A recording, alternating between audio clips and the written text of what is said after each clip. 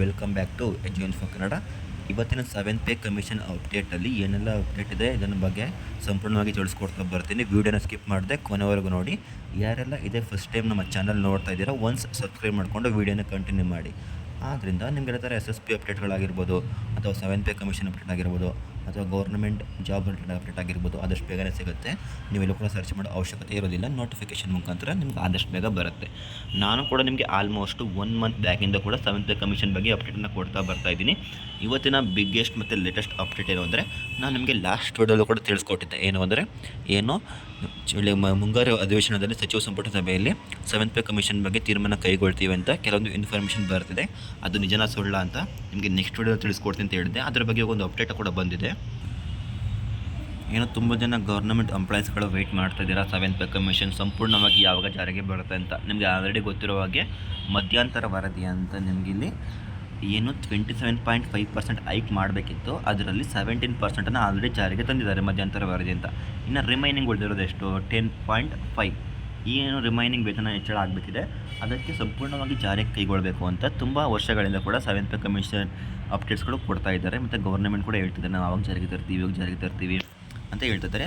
ಇಲ್ಲಿಂಗೆ last time July 4 ಕೂಡ ಸಚಿವ ಸಂಪುಟ ಸಭೆ ನಡೆದಿತ್ತು. ಆ ಜುಲೈ 4 ಕೂಡ ನಾವು ಇದರ ಬಗ್ಗೆ ತೀರ್ಮಾನ ಕೈಗೊಳ್ತೀವಿ, ಸಚಿವ ಸಂಪುಟ ಸಭೆಯಲ್ಲಿ ನಾವು ಇದನ್ನು ಚರ್ಚೆ ಮಾಡ್ತೀವಿ ಅಂತ ಹೇಳಿದರು. ಬಟ್ ಅದೇ ಥರ ಚರ್ಚೆ ಆಗಿದ್ದಿಲ್ಲ.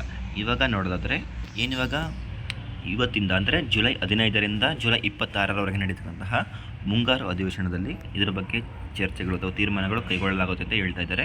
ಅದು ಫಸ್ಟ್ ದಿನ ಇವತ್ತಾಗಿರೋದ್ರಿಂದ ಇವತ್ತೇ ಇದ್ರ ಬಗ್ಗೆ ಚರ್ಚೆಯನ್ನು ಮಾಡಿ ಇವತ್ತೇ ಅಧಿಕೃತವಾಗಿ ಇದನ್ನು ಜಾರಿಗೆ ತರ್ತಾರಾ ಇಲ್ವಾ ಅಂತ ಸಾಕಷ್ಟು ಗೊಂದಲಗಳಿವೆ. ಯಾಕಂದರೆ CM ಅವರು ಆಲ್ಮೋಸ್ಟ್ ಅನ್ನೋ ಭರವಸೆಯನ್ನು ಕೂಡ ಕೊಟ್ಟಿದ್ದಾರೆ.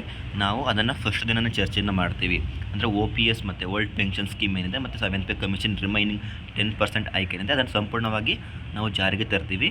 ಅದನ್ನು ಫಸ್ಟ್ ದಿನವೇ ನಾವು ನಮ್ಮ ಸಚಿವ ಸಂಪುಟ ಸಭೆಯಲ್ಲಿ ಚರ್ಚೆಯನ್ನು ಕೈಗೊಳ್ತೀವಿ ಅಂತ ಕೂಡ ಕೆಲವೊಂದು ಕಡೆ ಹೇಳಿದ್ದಾರೆ.